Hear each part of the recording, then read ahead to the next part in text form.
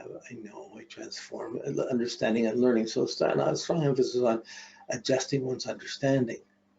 For the Libra, who has to see where they're going and react to adjust the understanding and then to apply it, but she still has the angular as the outstanding. So there's a bit of it. There's strong fixed in attitude, a certain amount of mutability, or in the cadent houses. In the intuition, thinking, sensation, feeling quadrant. So even though we had the low water in the chart, in the quadrants, 2 intuition, 0 thinking. So that's the 12th, 11th, 10th houses. There's nothing, planning your career, planning where to go, which is interesting because she has such a responding chart to other people. But she responds, she's not so much, the Libra wants the vision, wants the plan, but thinking about how it affects other people, that's not the strong point. The ambitious side to try and affect people this way or that way, no, that's not how she would process. She would process by have these values, I'm going for this, I can do this, we'll align this way, we'll make this happen, we'll make this happen. And she'll do things as they're needed, as she responds to as the people around her, as she reacts to them. So the thinking is the weak amount of sensation, 3 points, that's fairly, in terms of interaction with other people, that's strong. But feeling, taking things personally, 7 points. So this isn't water, but it's feeling, it's responding to others as planets go down below the horizon. And our planets, these are the planets in the 6th, 5th, 4th house. It's the part of you personally, taking things personally out in the world. If something works or doesn't work, you take it personally. You take it personally. And then you have to put yourself through 6th house. If I'm liked, okay. If I'm not liked, what am I going to do with that? So there's always a need to improve or fix things with that 6th house. And going down to the 5th and the 4th to find the security responding. So the strong feeling, that feeling point, and our goals or purpose are in there, is about feeling confident because I'm responding. I'm getting the response I want from the people around me. When the sun's insecure, it will be when she's not getting the response she wants. Okay. Before we go to this, I want to go around the planets. Yeah. Okay. Basic steps. You just get used to doing these.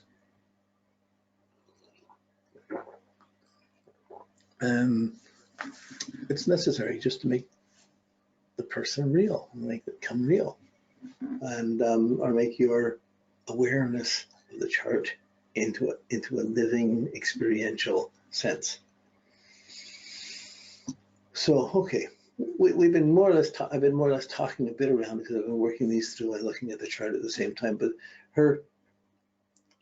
if we look at the moon first, her moon in Taurus, in the 1st house, she's going to identify to her feelings. That can be very psychic, the moon in the 1st house, very intuitive, very instinctive, 2 intuitive points. It's rising, but it's subjective. But her personal feelings and feeling secure and liking things, having nice things, being dressed well, these are important for her. Okay, but her moon, when you look at it, and that 1st house, it's there. So she's going to be sensitive to whatever environment she's in or whatever. And the moon opposes Saturn, squares Pluto and Jupiter. So this is the big T-square in her chart. There's a lot of stress associated to that moon. So when she was born, the Pluto squared the moon, the Saturn opposed the moon. Her mother wasn't really supported. She was kind of depressed, probably had a long delivery, and maybe was not so healthy and had to heal herself as she's bringing up the baby. So especially in those early months. So this means that she got necessity upbringing from her parents, not so much sympathetic upbringing. At Pluto, she wasn't.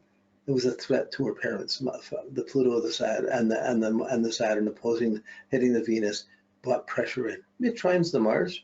It's sextiles Jupiter, but really it's this T-square. All the Pluto, Jupiter, and things. So the difficulty is that she wouldn't get support so much from dad or from family, and she wasn't always wanted. She would feel the outsider, and she would always be struggling to understand with the Jupiter, understand why. And that's how she grew up. So she grew up feeling, in a disassociative way to the very roots, the family she came out of. She would get disciplined, but she would seemingly feel probably held back or confronted by the family. And it may not be in the style, it might have been poorer, might have been more difficult. It wasn't poorer actually, but there were difficulties. So she had a disassociation from family. For someone so responsive to have a disassociation, there's a challenge here between where do I live, where do I stay, where do I go, what am I doing, like this. Okay, now,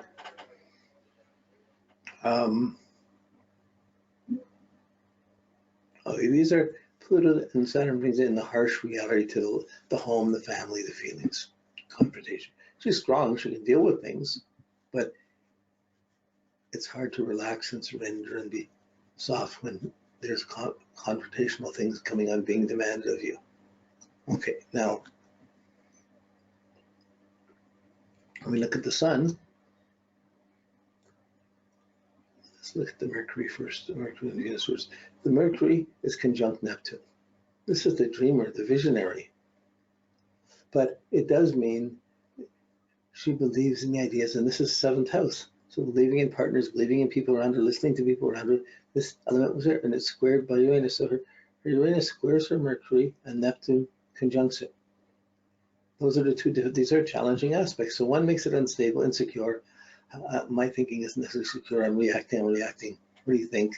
So, and the Neptune can idealize it, can make it really confused or very gullible, or very dreamy and idealistic. So it's in the seventh house in Libra. So she meets someone who likes her.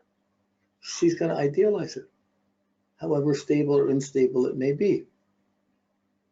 But she grew up with a lot of confusion. Like she grew up in her own mental dream world. This Neptune in the seventh house, it brought in expectations around who to relate to. Do you marry in the same culture, in the same place or not? Or what are you doing here? So there's a ability to think, what am I doing here? If it's not good, what am I doing here? How do I escape? How do I get away from this difficult home to make things beautiful and nice, like Libra Taurus would want? Okay? And the Mercury Neptune can be really dreamy, evasive, it's imaginative, it can escape into creative things or visionary things, but it's not stable, it's not the strong. Uranus squares it, so there's a nervousness, a restlessness with this. So who's talking to her when she's growing up, or what they're saying isn't necessarily reinforcing who she is. So she did grow up in an ethnic community, and things were tough, and she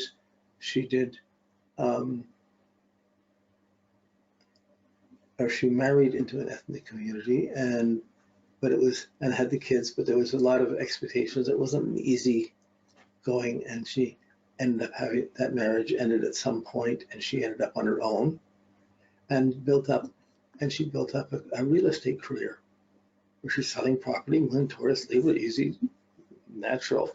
Sixth house, she's always being helpful to how to process it. So she's a very successful real estate agent. Still is. And but the family side was always a little more on the confrontational side. She loves her kids, but there's challenges around exes, other things. Like, so she's in her second marriage very happily. Okay, but the first one, it took her time to get out of till the kids grew up and whatever. So I'm not sure exact dates of that. So this is part of her story. But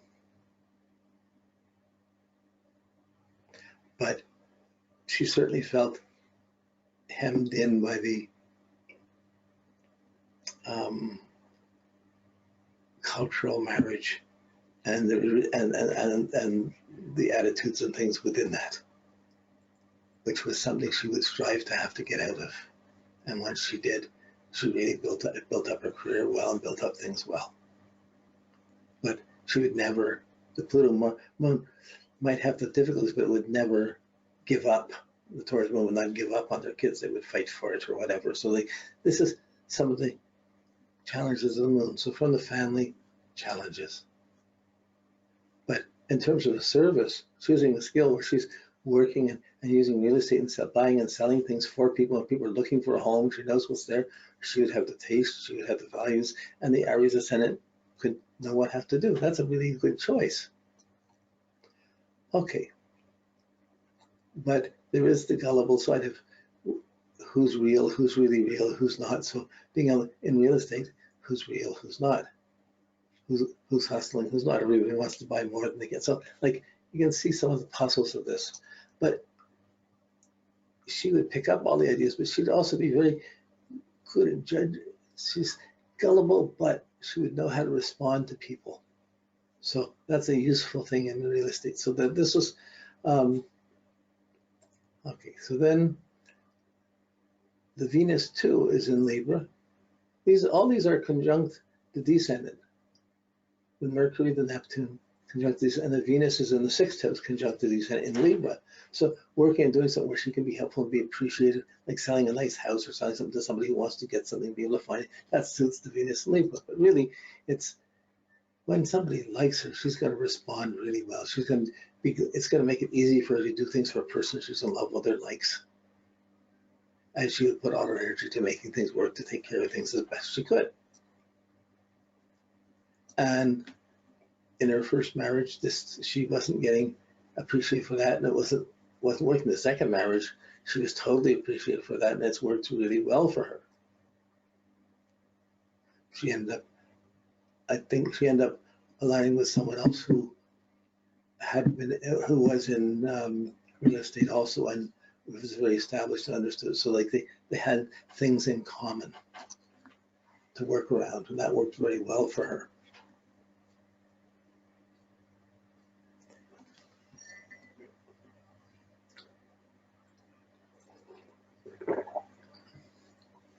Okay, but still, yeah, okay.